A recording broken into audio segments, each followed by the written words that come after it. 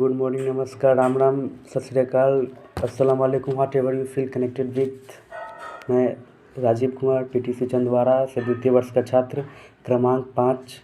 हम विद्यालय में स्वास्थ्य, योग और शारीरिक शिक्षा से शीर्षक शारीरिक शिक्षा की अवधारणा और अब इसके महत्व का वर्णन करने जा रहे हैं।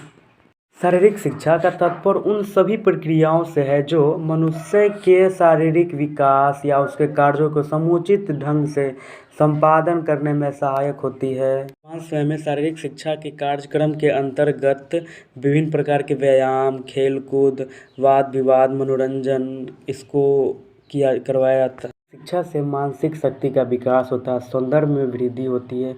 शारीरिक शिक्षा रोगों के निवारण में सबसे महत्वपूर्ण भूमिका निभाती है। वर्तमान समय में शारीरिक शिक्षा को बहुत ही ज़्यादा महत्व दिया जा रहा है, क्योंकि जब से ही हम शारीरिक शिक्षा में जैसे व्यायाम, योग करने लगते हैं, करना प्रारंभ करते हैं तो हमारे मस्तिष्क को इतना अच्छा महसूस होता है जिससे कि हम बहुत रोग से बचे हुए रहते हैं और शरीर स्वस्थ बना रहता है। जिससे शरीर स्वस्थ बने रहने के कारण हमारा मस्तिष्क बहुत अच्छे से कार्य करता है और हम किसी भी कार्य को किसी भी क्षेत्र में अपना 100% दे सकते हैं।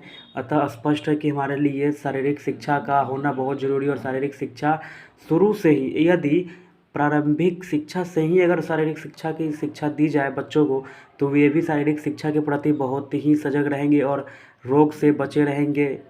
शिक्षा को विद्यालय में बहुत महत्व इसलिए भी दिया जा सकता है क्योंकि शारीरिक शिक्षा से बच्चों को सर्वांगीण विकास में महत्वपूर्ण भूमिका निभाती है। और सर्वांगीण विकास के से होता है क्या कि बच्चे मस्तिष्क से तो अपना कार्य करते ही करते हैं, अपने जितने भी नाड़ी शक्ति या नाड़ी केंद्रों है उनका सभी का समायोजन हो जाता है। वे सभी एक जैसे कार्य करने लगते हैं। जैसे कि उदाहरण ले, यदि बच्चे को किसी चीज़ को लिखना हो, शुरू में बहुत ही कष्ट होता है, परंतु जैसे ही उनका मस्तिष्क और हाथ की मांसपेशी सही तरीके से काम करने लगती है तो वे एक साथ सुस्पष्ट लिख पाते हैं। अनुशासन की भावना भी शारीरिक शिक्षा से बच्चों में डेवलप होती है। यह अनुशासन वे अपने कप्तान का आदेश मानना, उसको एक द्वारा कहे गए बातों पर अमल करना, उसको वैसे ही एग्जीक्यूट करना। उसको जैसे हम उस प्लान को एग्जीक्यूट कर पाते हैं सही तरीके से, तो हम देखते हैं कि बच्चा ने अच्छा खेला और अच्छे से वह जीत सकता है। स्पष्ट है कि शारीरिक शिक्षा में खेलों का बहुत महत्वपूर्ण स्थान है।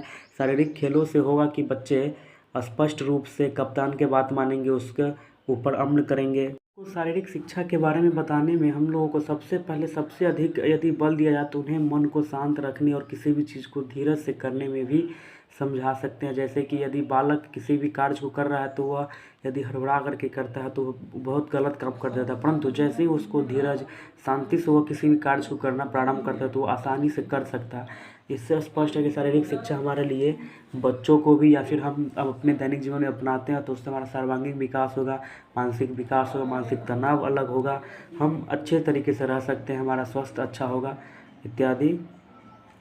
स्पष्ट है कि हम कह सकते हैं कि शारीरिक शिक्षा का प्रत्येक व्यक्ति के जीवन में बहुत अत्यधिक महत्वपूर्ण स्थान रखता है। जय हिंद।